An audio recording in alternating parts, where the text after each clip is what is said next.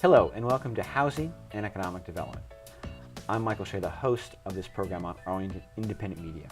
And today we're going to talk about Clarendon, one of the most lively and notable neighborhoods in Arlington County. And we're joined by Matt Hussmann, the Executive Director of the Clarendon Alliance, to talk about Clarendon. Great. Thanks for coming on the program. Thanks, Michael, for having me. Matt, tell us about the Alliance. How did it get started and what's its basic structure? The Clarendon Alliance was started as a partnership organization with Arlington County in the mid-'80s. And it has been in continuous operation since then. The board of directors is a partnership of civic association representatives, business representatives, property owner representatives, and the county board appoints some members as well. And what's its budget like? The Clarendon Alliance budget is about $185,000, $190,000 a year. Not very much. Well, not in comparison to the other organizations around the county. The Columbia Pike Revitalization Organization, CPRO, run by Takas Karantonis, is another partnership organization where our budget comes from, some Arlington County grants, memberships, and the events we put on. Their budget's a little bit more than us, but not significantly. There's three other business improvement districts in Arlington, Roslyn, Ballston, and Crystal City. Mm-hmm. And they're funded by a levy on all the property owners within those districts, and their budgets will range at the low end, $1.5 million to Roslyn's, I think, is over $3 million. Right. So while we're trying to do the same things in many respects, the resources we have don't compare to the various bids. And you also, as an organization, you interact with a lot of the same types of AED, the Arlington Economic Development, mm-hmm. and some of the neighborhood associations. You have a mm-hmm. similar kind of, I guess, workflow. Yeah, exactly. I mean, when you think about it, what we do and what these other organizations do is, one, we do partner with AED on various issues. Most recently there was some legislation going on around pub crawls, which is a particular interest in Clarendon, and so we had input on that. We interact with Arlington Economic Development staff, and we'll talk about that in a minute. Mm-hmm. But honestly, with other county staff, because we're all involved with the Special Events Committee, mm-hmm. We're all putting on special events and the same process for everybody. When it comes to physical improvements and stuff, we've got Clarendon Central Park, so we're involved with the parks people on managing that facility well. Mm-hmm. We're involved with other parts of county government when it comes to running our various public markets. So I think all of the organizations' interactions with Arlington County are kind of similar, but at different scales again. Right, right. And so how did you get involved? Well, let's back up maybe a little bit. Hmm? What's your background in development? Actually, I come from the historic preservation side. Okay. I worked for the National Trust for Historic Preservation. They had a program called the Main Street Program, which was a downtown revitalization program focused on historic preservation. And so my job was to literally fly around the country mm-hmm. and help set up and train downtown revitalization organizations about historic preservation, marketing and promotion, business development, economic restructuring, organizational board issues, how to manage your boards effectively, how to fundraise.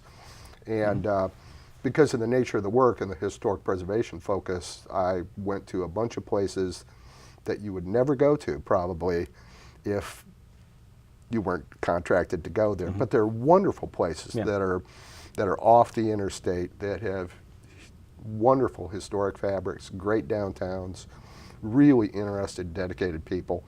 And this was the era when the shopping malls were, coming on the outskirts of town. Walmart was coming to town and ruining downtowns, and right. These were downtowns that were committed to fighting back, and many, many, many of them were very successful. Right. So all these places were places that were going through some very dynamic change at the time. Yeah, I mean, it was just the economics of retail. Yeah. It's changed. I mean, it's the rise of the big box stores. So. Right. you know, the whole system had changed. The wholesaling system had kind of broken down. The whole, you know, it was just a changing retail environment, and our mission was to, in part, help people understand these changes and figure out what niches they could occupy to retain a competitive advantage, and how they could expand into new markets using this crazy thing called computers or the internet. And you know, there were several businesses I think of that were able to do that. I'm thinking of hobby stores. There was one I want to say in Richmond, Indiana, that that actually, you know, the hobbyist stuff, you got this huge mail order thing going out of his regular downtown store, and he was able to survive by growing the size of his market beyond Richmond, Indiana. And and so, you know, a lot of strategies were in play, and as we can see right now, I mean, the shopping mall is dead.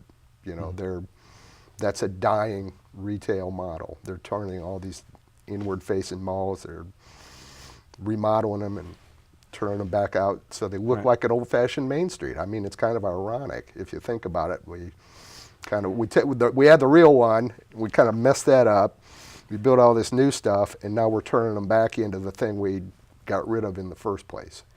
Which has been happening for a while in Clarendon. Yeah, well, Clarendon's a little different example because Clarendon evolved due to the county's very wise choice to route the Orange Line, you know, through town instead of along I-66. Right. And what that did is they recognized that each one of these stations is going to be a transit hub. You can build housing, you can build office, you can build dents at each of these nodes, and foster economic development. That was the plan, and it worked. I mean, pure and simple, it worked, and it worked really well. And it's continuing to work. Now, with the addition of the Silver Line, there are those who ask, you know, okay, what's going to happen? And I will say the short answer is no one knows. But I think over time, you know, the 30-year time frame, nobody can tell. But right now, what that does is it makes the Clarendon as a destination more accessible than ever to more people. You know, if you're coming towards the district, this is the hopping place to get off, and we like that. So I think I hijacked the conversation. Maybe how did you get involved with Clarendon Alliance? Let's go back to that. Long story. I was. We have time. Okay, I was actually the director of the Downtown Nanaimo Partnership Society in Nanaimo, BC, Canada, on a contract job for a couple of years, and that organization. It was essentially a business improvement district. They call them BIAs in Canada, and they were up for their renewal vote. Turns out the citizens and the businesses were sort of on the warpath, and I was able to get the DNBIA reauthorized, changed up the board, got some stuff going, and when it came time for the contract renewal, they decided that they actually, the new board, wanted a Canadian at the helm. So we came back to the DC area, and that's how I wound up in Arlington. We wanted to find a great school for my daughter to attend high school, which is why we settled here. And I was fortunate enough to be hired as the Clarendon Alliance Executive Director after Susan Anderson departed. Okay. So what are some of the initiatives going on? Or what's sort of the ongoing? Yeah, I mean, we've got, what we've done, I've been here about 3 years now, and so what we've tried to do is expand our calendar of events and activities. So, you know, just to do a quick pitch, you know, we've got the Arlington Arts Festival coming up on September 20th and 21st. That's a 2-day event. That'll have around 150 artists from 30-some states. In Clarendon, and then the week following is Clarendon Day, which is the annual event a lot of people are familiar with. The Arts Festival, this is the second year. Clarendon Day has been going on for 16 or 18 years, and we kind of can't keep track. So let's talk about Clarendon Day for a little bit. It has grown, I think. It has. So what sort of motivated it? What's the? I think we're getting better at doing it. Yeah. Is the simple thing. We're getting a little better at social media. There's a guy who, it was just serendipity that we found each other. The fellow's name is Anders Thusen. He runs an organization in DC called Songwriters and Poets. And he's basically hooked up with every independent upcoming music group, musician in the DMV. And he said, well, let's work together on this stuff. And so he did the music last year, and we had really good music. And this year he said, I've got so many people that want to play. And so we're adding 2 more stages this year. So we'll have 5 stages. And how many total performers about? It was 38, and now it's 39 as of 2 days ago. I think we're full, unless there's some moving around. So we've really got some good acts. Amber Rubarth will be the headliner at the main stage. She was just over at the Birchmere a week ago, and she's really good. She opened for Emmylou Harris on Emmylou Harris's recent tour. We've got some other really good bands, and if you go to the website, you can go to clarendonday.org and just go on the music page, and I've got the listing and links to all their stuff, so you can see who's playing and you can hear their tunes. But at some point, do you have to change the name to Clarendon Palooza? Are you heading in that direction? Yeah, you know, the space will fit what it'll fit. Yeah. And it's financially, I mean, we've got to make a little bit of money on all of our events. It's just the only way our organization can live. Right. And the bigger the event, the more expensive it is to put on. You know, each time you add a stage, you're adding rentals, you're adding the sound guys, you're adding and so there's and there's no additional revenue necessarily, because this is not a ticketed event. So we're adding this year, we've got additional pouring spaces for beer sales, which is what we make a little bit of money at, and we redid our sponsorship package a little bit. We've got a VIP tent this year, which is like an idea I stole from Taste of Arlington. I noticed they were doing it. Well, in the downtown business, that's what everybody does. You see something somebody else is doing that works, why not? And it's not stealing, it's just adopting a best practice, right? So anyway, that's, you know, if the weather's nice, it's going to be great. If the weather's bad, it's going to be great, but fewer people will be there. And so yeah, we're ahead of where we were last year in terms of registrations and so on. And so it's going to be real fun. Right. And it goes from it's 11 to 5. 11 to 5. Yep. And Clarendon Day follows, you know, it's the Pacers 5K, 10K kids dash. So you can go run in the morning, come on back, take your shoes off, and listen to music and have some great food and beer, and we've got great arts and crafts. We've got the DC Chili Festival coming back this year. Okay. So this is the last tournament of the year for these guys to go to nationals. Okay. So the winners go, and so the competition will be heated as chili competitions can be, which is a bad pun. No, that's a good fun. I appreciate it. Let's dial back though. The arts festival coming up. Yeah. Will the artists be? What space will they have? Will they be on the street? We're doing a different layout this year. This is an event that actually we do in partnership with somebody called Howard Allen Events, and they do shows all across the country. They do the Alexandria Arts Festival, for example, that's been running for 20 years. So if you like going to that show, you'll love coming to Clarendon. But that's going to be on Washington Boulevard, North Highland Street, and Clarendon Boulevard. So it's going to be a triangular shaped thing. But it's a different event site.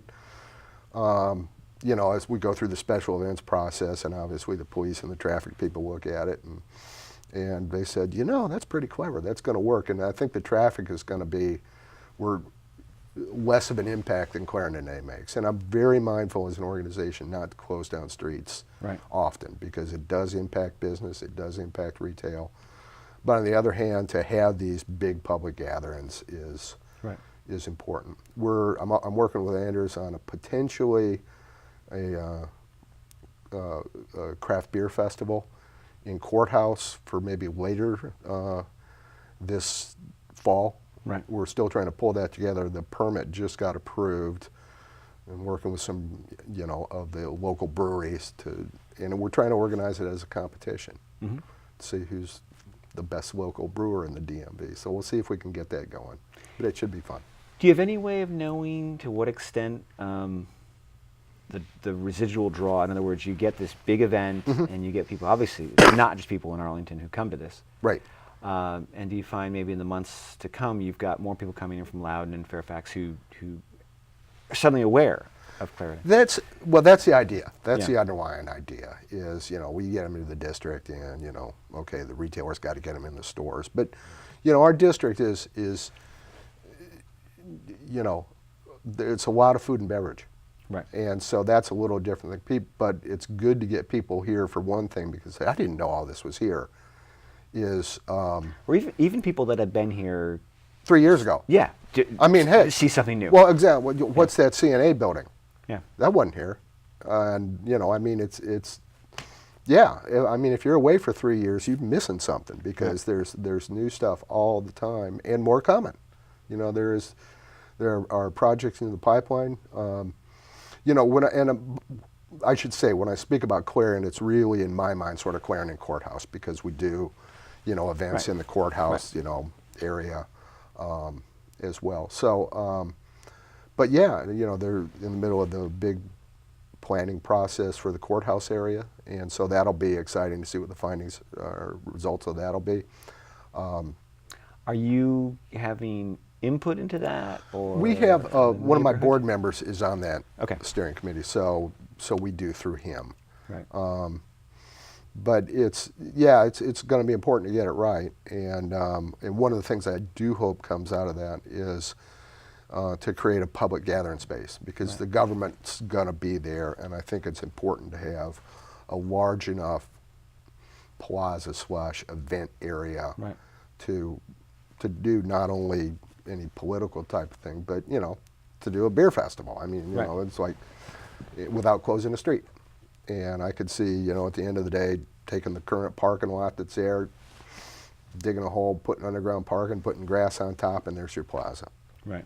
I mean, there's a lot of design solutions. Boston's done something similar to that. And, but we shall see. Yeah, because that's kind of I don't want to say a limit, but it's a defining characteristic of Clarendon. If you're going to have that large space for an event, you do have to close the street. Yeah, and that's a pain for 10 different reasons. Yeah. And so, to the extent we can find a place to have a thing like that, it's good. But you do seem to have enough, I don't want to say cohesion or something, but enough of, it works, because there's enough retailers that are compatible, and just it becomes a space, even though it's not. Yeah, well, not a public square. Yeah, the Clarendon Day space works fine, and Clarendon as a walkable downtown works fine. And because of Market Common being centrally managed, their retail mix is all by design quite complementary with what's going on. And we're fortunate to have 2 grocery stores, just right in walking distance. There's a new hotel to be built, or office. The lot behind Whole Foods, I think, is under discussion right now. There's other parcels that I know developers are working on, and I'm not particularly at liberty to say anything more than that. But as you know, there is continued interest in the development community in the Clarendon area. Well, there's just such, as we were talking about a moment ago, there's such turnover within a 3-year period. Yeah. I, at one point, thought I might be, I don't want to say bad luck cursed, because change is both good and bad sometimes, but just getting involved with things that are all in independent media. Mm-hmm. I would go out and shoot a scene or something in Clarendon, and then about a year later, that business would be gone, because it's been replaced by something new. Yeah. And I thought, what am I doing? But it's just going on in general. Well, it's churn, and the other churn is the best word. Yeah, and the other thing is, if you look at the counts, and this is particularly in the restaurants, I think. Yeah. One, it's Arlingtonians, or the people who come to Clarendon, prefer independently owned businesses to the national chains. Right. I am told that the Cheesecake Factory is one of the lowest performing stores in their whole chain. Right. And it's because people have other options, Right. and many of the restaurants are locally owned or part of a local chain, and so that's where people like to go, and we're blessed with that.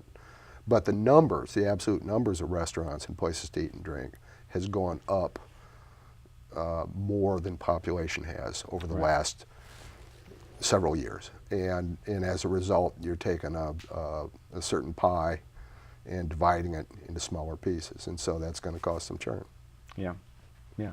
Do you feel like the county does enough, and the Alliance is enough to facilitate the churn? That's always tough to say. Yeah, well, and it's also difficult to figure out where you insert yourself in the process, because Right. it's really, one, you have to know that there's something going on, and it's really between the business owner and his landlord, right? Right. And if we're asked for help, we'll try to provide it. And I'll give you, and we do sometimes. I'll give you an example. There was a story in Arlington now about the restaurant from Asheville called Tupelo Honey.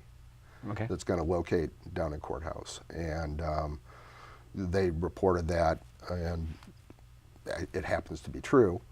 So several months ago, the owner from Tupelo Honey and his broker were in town, and I gave them the tour, and I helped them. They wanted some facts and this and this and this, and I worked with AED and looked up some other sources we had, and were able to give them some background, and I think they were appreciative. I came out on a Sunday, walked around, and so on and so on, and yeah, the area sold itself. I helped, I hope, but they're coming, and so that's great. Yeah. So, how has housing changed in the Clarendon area? That's been a big issue. Well, There's been several new in the last couple of years. Yeah, there's new more of buildings. that. I Yeah, mean, more coming. and more coming. What I would say is that there's probably not the diverse range of prices we would all like to see. Right. And that's just a result, I think, of market forces. I mean, the metro accessibility as a rent premium, and the fact that you're near this hopping downtown makes these housing units more valuable than they might be in other parts of Arlington. The 10th Street Flats project, which is upcoming. And what street would that be? Well, it'll be on 10th Street, 10th, and it's between Highland and then heading towards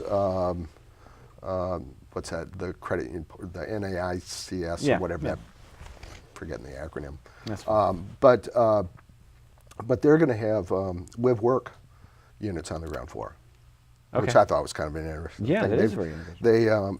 There are some other live-work units in Clarendon. They're not occupied. I don't think they're being marketed particularly well, but I think there's going to be something to that as we go on. Yeah. Let's explain that concept, because people may Yeah, well, what it is 10th Street, if you know 10th Street, I mean, it's 4 lanes wide. Right. It doesn't have, to be honest, a great street presence as yet. It's going to get better. Mm-hmm. And so even if the county plan says, well, let's make this all retail, this is not going to be a good retail street. I mean, what do we got? Right, we got a locksmith, or we got other service-type businesses there, dentist office, eyeglasses. What can happen with a live workspace is the space can be, officey to start with, and evolve into, like a studio space for an architect space, but it's got a little kitchen in the bottom, and a little loft up here, and a space in the middle, and it's designed so that the storefronts, whatever they are, can actually just pop out. So you could just, unscrew the front, and if it turns into retail, you just re-screw in a new storefront that looks more retail-like. and there you go. So it's got that flexibility Yeah. in the design from the very beginning. yeah. There's an old Stewart Brand book called How Buildings Learn, and it's an interesting thing. It talks about building evolution over time, and it's in housing and residential and commercial, and there's stuff you see all over. I mean, it's like front porches get enclosed, Yeah.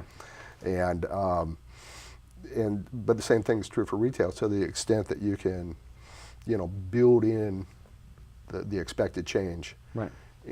in advance is good. One of the things Arlington does that I really like is mandates high floor-to-ceiling on ground floors so that can accommodate rentals. They build in venting in these new buildings from the start to accommodate restaurant-type things, and that's huge. It's really smart to think ahead.